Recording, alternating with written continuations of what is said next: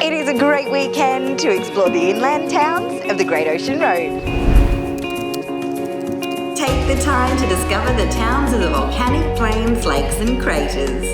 Climb Victoria's biggest volcano in Derranallum and peer into a crater in Noorat. Visit one of Victoria's oldest pubs in Darlington, hunt for treasure in Pombonette and walk avenues of English oaks in Terang.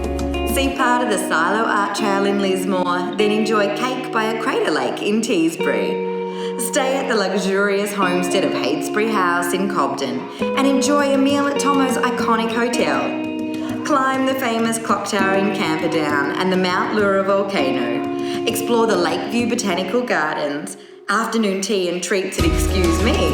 Then make sure to sample the cool climate wines from the Volcanic Crater Vineyard in Dixie. Just some of the great towns just off the Great Ocean Road.